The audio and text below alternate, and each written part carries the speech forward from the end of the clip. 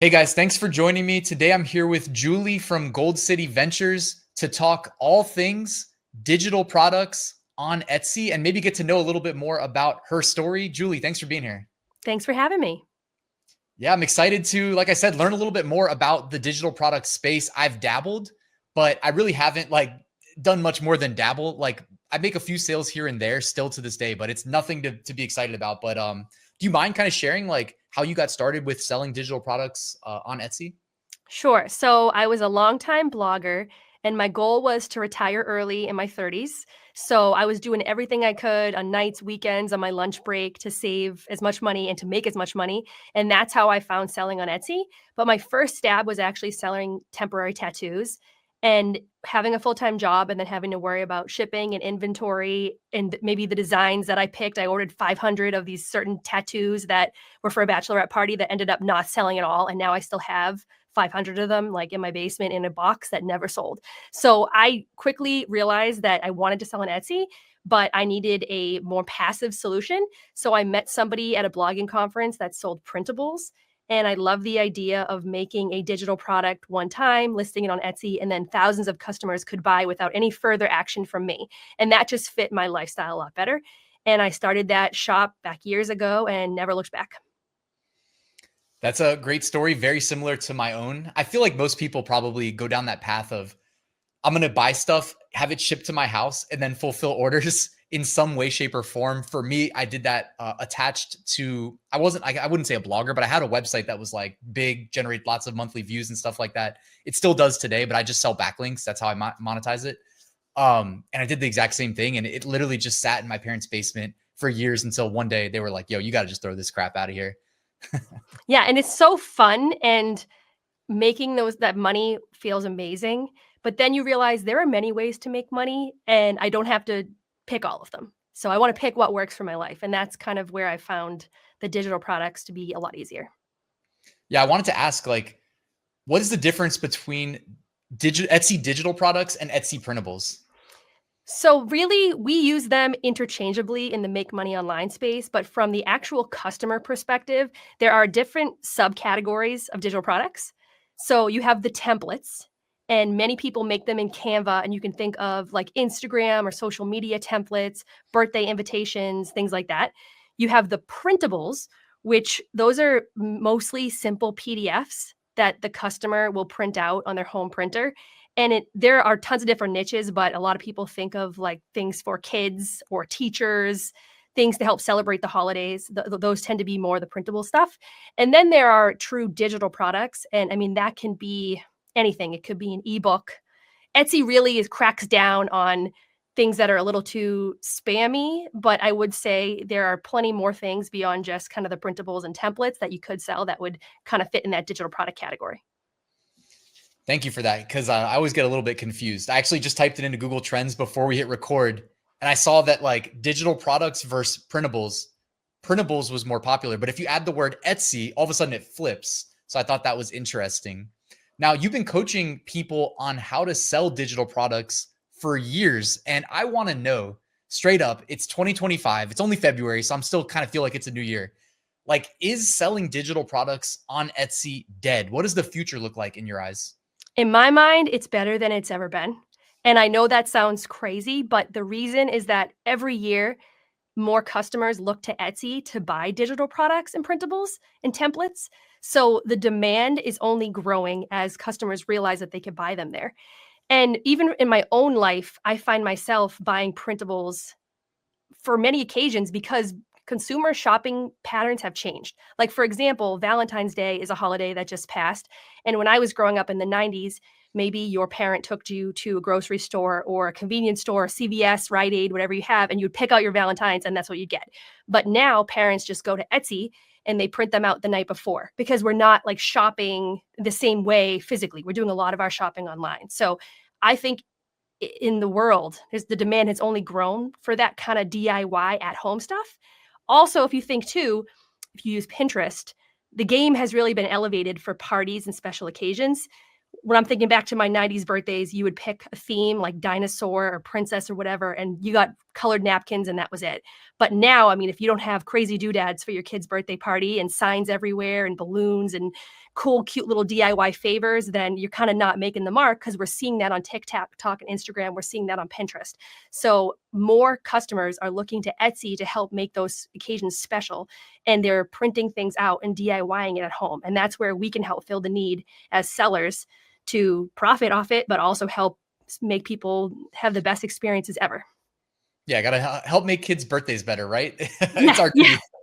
Yeah, I mean, that's one. There's tons of niches. Like, we have this one woman, Rachel, who took our course, and she found niches on small business and like massage therapy and different beauty and things like that.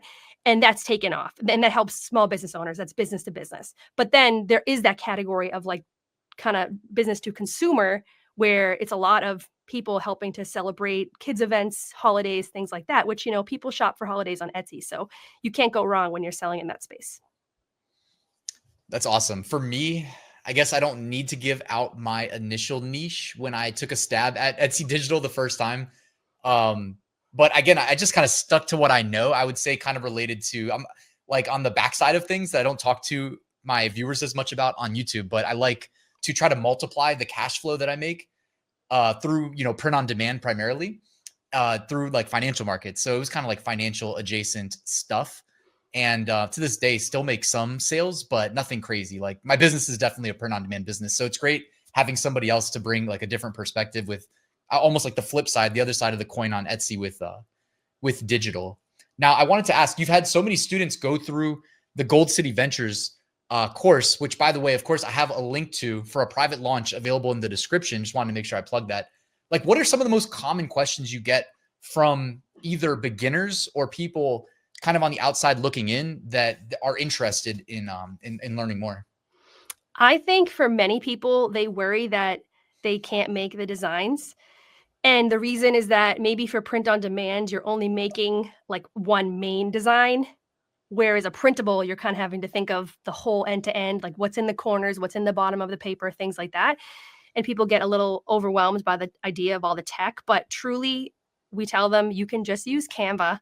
Canva has many free elements. You can also use the pro elements now with whatever changes they did to their terms and conditions recently.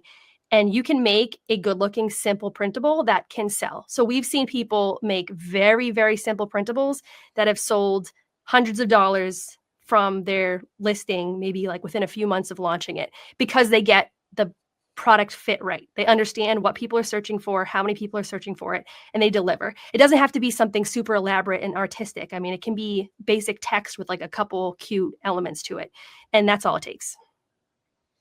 That's good to know. Yeah, I was actually last week when I was traveling, I went to an art show because my wife works the art show in Florida. And so I'm walking around and yeah, like I can kind of feel it. It almost feels like if I'm on the outside looking in, oh no, do I have to try to reproduce one of these like amazing works of art that's like on the wall being prominently displayed to potential buyers? It's like, no, you can make money. I like to say, I don't know about the digital side, but on the print on demand side, I do text based. Like the shirt I'm wearing is just text. It doesn't have to be super complicated. Of course, there are people out there that are great designers who can go, and if that's their thing, then they go ahead and they do it. But I imagine there's probably a very, similar approach that can be taken for digital products. And one thing that popped in my mind while you were talking too is like, if you've never used Canva before, then probably signing up and learning Canva would be worth the cost of admission on its own, because there's so much you can do, and that's not going away anytime soon. Canva will change your life. I mean, I use it personally all the time, but I do think you're right. And as course owners, we've taken 20,000 people through our course, e-printables. Sometimes the best advice you can give people is not what to do, it's what to not do. And we specifically say, stay away from the high stakes niches like wedding, for example. Do you want brides messaging you about the quality of their item when you're just getting started? No. Do you want to do wall art where, think about it, you need to create something that looks good enough to hang in someone's living room or office? I mean, if you're going to get started with that, pick bathroom wall art, which is a niche, actually, surprisingly. But I find that people sometimes don't make it easy for themselves by picking a niche that is a little more approachable or beginner friendly to get started with. And there are tons. So, one example, the handprint art craft space. I don't know if anyone has been around any kindergartners lately, but they will put their hands in paint and stick it on something and they'll bring it home to you. There's a big niche on Etsy where people are almost prompting the handprint arts. So you might get something like that for every holiday where kids can do it and give it as gifts to grandparents or whatever. That's going to be a lot easier for you to make. You can imagine something for kids is like a little gaudy. It doesn't matter if the colors are perfect. Why would you ever do wall art or wedding or something when you can go straight to something like that and you can just get started more easily? And there are tons of other niches that are like low stakes, beginner friendly. I wanted to ask, like, are you personally feeling like there's a big price differential in something like the wedding niche? I always say it's the W word, double your prices, you know, weddings, W, versus something like that's catered more towards kindergartners. Like, do you see a price differential in the products? I mean, yes, we've seen full-time sellers come through who end up selling in both the kids niche, but also people who are also in wedding or who are in niches that are more expensive, like the business to business niche, for example, that I told you about before. Yes. But I do think sometimes when someone is getting started, there's the walk before you run advice. And if you don't have 1,000 sales on Etsy yet, you don't have 100 sales on Etsy, then maybe don't be worrying about the niche that you can charge $15 per product, which you can. Like, you need to make some sales and you need to get early feedback on, do I know how to do keyword research? Am I picking the right products? And sometimes selling the little lower price ones can be a little bit easier. And then once you start getting momentum and getting sales, then you can go. And I think that's maybe one thing that's different about Gold City Ventures. Most of our students do not actually niche down in their entire shop. They maybe, if they create a second shop, they will and keep the whole thing in one niche. But actually, most of our students sell in all different categories and they just use sections. And yes, like, there'll be experts telling you you should create a niche down shop. But I'll tell you, I've seen thousands of people create shops in all different things under the sun. They try something, it doesn't work. And they actually do better faster because they just get that feedback loop of like, hey, I didn't know what I was doing. It didn't work. It didn't work. Oh, now it's working. Now this is working. Now this is working. And then they can move on to some of the more profitable stuff later. Yeah, you knew that question was coming in the comments if you didn't address it. So thanks for that. I agree too. Personally, like, I've always had a mixed shop where I leverage sections either by product type or by niche. I know plenty of other people too. I don't think it's necessarily right or wrong, but it's hard to argue the point you made. If it was both created equal, that especially if you're new, don't pigeonhole yourself to a single niche because you decide to dedicate your whole shop to that niche. It's great being able to like test the waters with different types of digital products in different niches and see what really starts to stick and see what you like. I mean, like I mentioned, when I did my first dip into digital products, like, I stuck to what I knew. Yeah. And I think that makes sense because we're all, human at the end of the day and we need motivation. So for many of us, it's just getting those early sales in. And that's why I recommend chasing the holidays at the beginning, because shoppers look on Etsy to celebrate the holidays. And particularly in the printables and digital product space, there's tons of opportunity there. And then you just get that quick feedback loop of like, hey, this either worked or it didn't. I know what I'm doing, or I need more help. And then you can move on to the next one. And after a year, you kind of have a whole arsenal of products behind you that will continue to sell if you did do the right keyword research and product design and all that. It makes sense too, because a lot of people need some instant gratification when they try anything new. You know, it's not a unique phenomenon. I think it's most people. And if you're not doing like a calendar niche, the holidays, et cetera, where there's predictable demand, you might post a product. And if you're like, for me, I need 365 days before I worry about like, is this successful or not? I need like literally a year before I gauge it. If it's evergreen, if it's in a, St. Patrick's Day or something, and that's right around the corner, well, I'm going to know soon enough which listings were winners and which were losers, so I totally get that. I wanted to ask, like, a lot of my viewers are print on demand focused. Do they have any sort of leverage? Like, do they have a leg up being familiar with selling print on demand products that maybe would help them with selling digital products? I think they will. So particularly if they're used to using any type of keyword research tools, understanding demand, supply and demand, that totally applies to digital products. And actually, I think the digital product space can be less competitive in a lot of ways because people aren't as aware of the different types of digital products that you can sell. So we mentioned, for example, the handprint art craft thing. I bet most people listening have not heard of that unless they have kids in that stage of life where they're bringing home that stuff. There are thousands of other products like that in the digital product space that just haven't been discovered. But if you are someone that kind of gets it, like you know how to search for high volume, search volume things, that you know how to look for competition, and you know how to create that initial listing, I think there's tons of opportunity for you in this space versus in the print on demand space. You're crashing trying to compete, making t-shirts with everybody for the same stuff. I mean, I just think this is a little less competitive. Yeah, I was going to say, like, I was going to ask you, what do you think the equivalent of selling a print-on-demand t-shirt on Etsy is for digital products? Because I feel like it's safe to say maybe since 2020, or maybe, okay, 2020, we'll say face masks, but it kind of shifted to like, all right, I'm going to sell print-on-demand t-shirts on Etsy. And like everybody was trying to do the exact same thing at the exact same time. And it was insanely oversaturated. Like, is there a digital product equivalent of that? Yes. So it would be the gift tags. And the reason is that it's so easy to make a gift tag. So I'm talking about, let's say it's Christmas and you're giving somebody a gift. People will print out, like customers will print out tags. Maybe they're like 2 inches across by 3 inches down. And it will say like happy holidays from the Susan Smith family or whatever they'll say on it. Newbies want to make the tags because they're easy to make and they see them selling really well when they look at the tools, but they make the same generic tag over and over and over again, like happy holidays. And what we try to show them is like, okay, how do you can make tags because they are easy to make. We totally agree. But how do you niche your tags down enough so that you're standing out? And so when I was looking, I think it was 2 years ago, Gothic gift tags were really in because like goth started coming back. So, you know, if you could make a happy holidays tag, or you can make like a creepy skeleton Santa Claus goth tag with, you know, black and all these different colors, you're actually going to have a better chance of making sales with that. Or thinking of unique situations. So like, don't just make the gift tag for somebody giving their kids, make like the gift tag for the PTA giving the staff teachers, or like, you know, group gifting or things like that, you know, trying to get creative, which I know a lot of people in the print on demand space are realizing now, like things like that are easier to kind of break out on Etsy than competing with everyone for the same thing. Yeah, there's only so much space on page one. Literally what you just said, everybody should like probably rewind, listen again, because you didn't just like say it at a high level. You even gave us examples, which is great.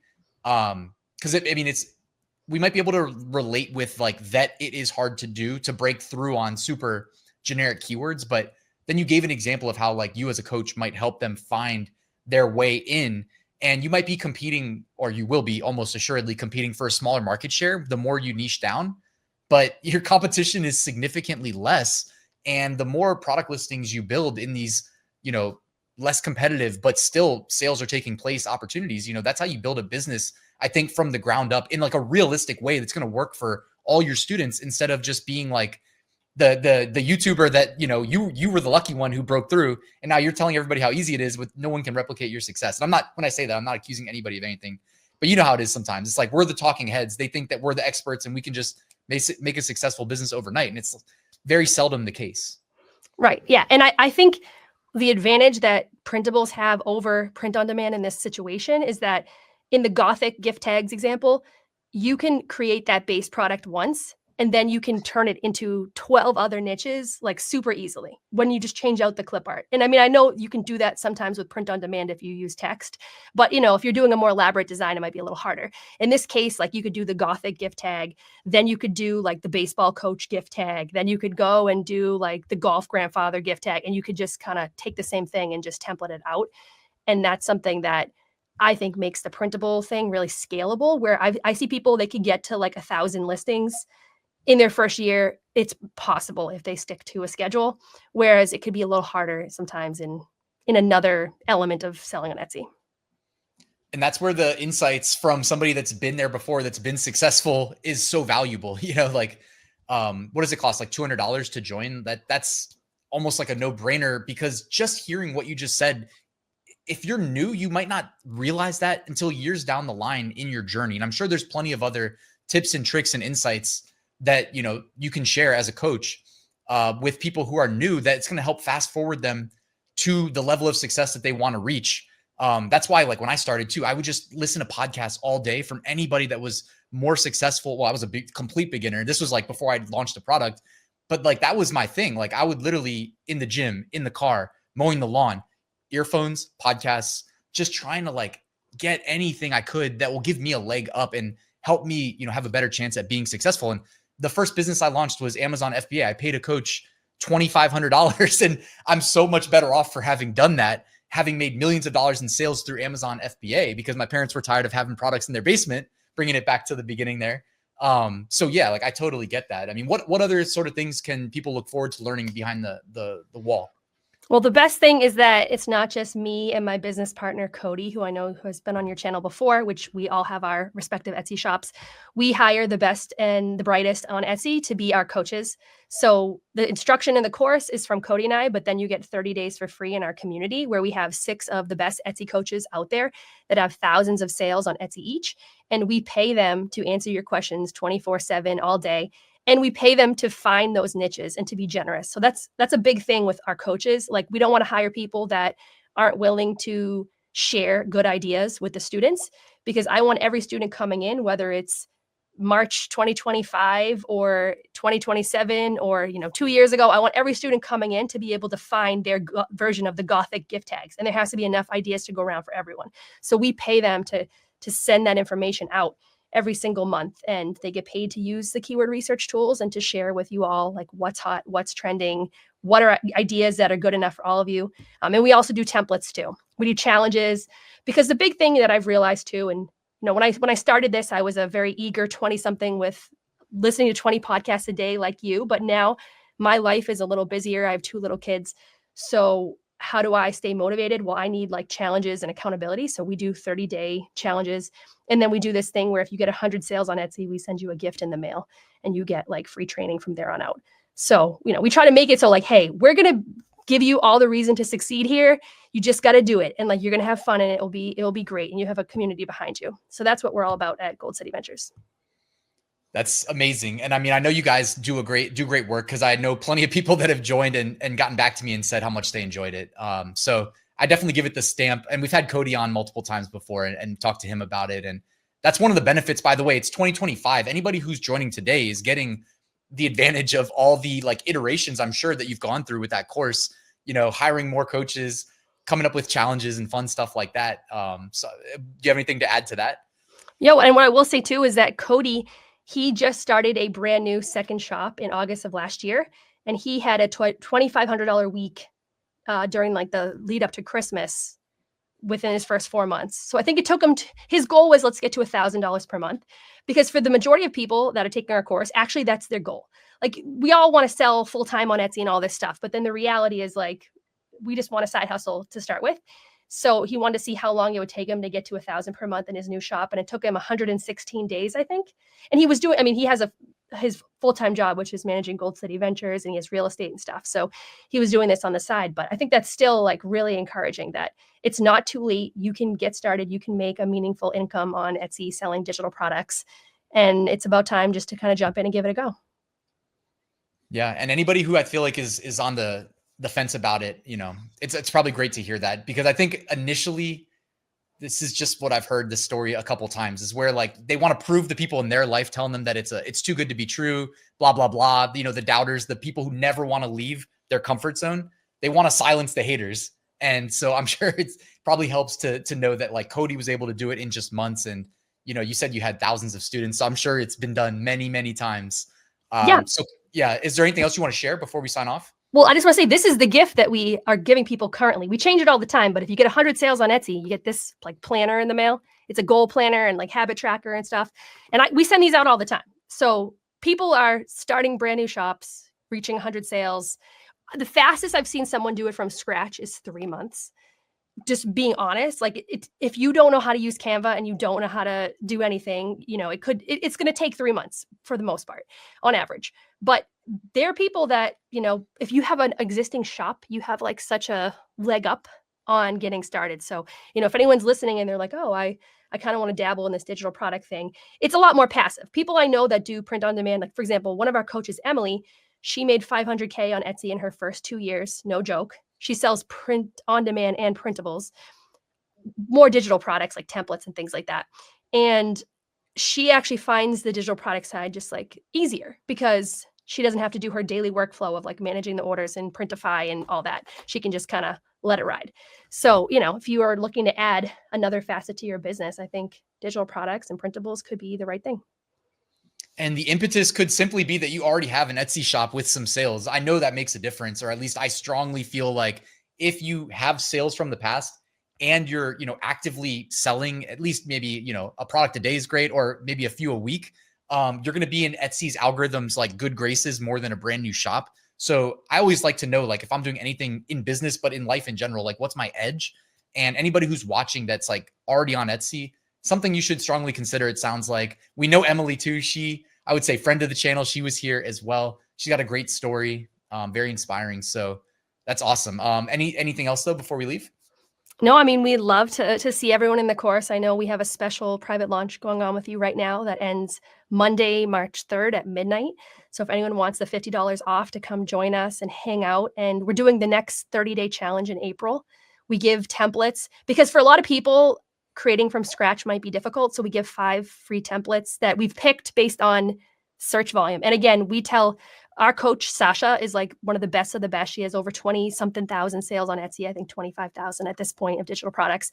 And we tell her, pick templates that many people can turn into bestsellers. And that's her goal every single time she runs a challenge. And she creates something that, like I said, it might be like the Gothic gift tags, but then you can turn it into like 12 other things. And she'll give you ideas. And we have kickoff keyword research parties and stuff. So that's going to be starting beginning of April. So if anyone does join now, they're going to have some crossover with that, and it'll be a lot of fun. So I hope to see him in there.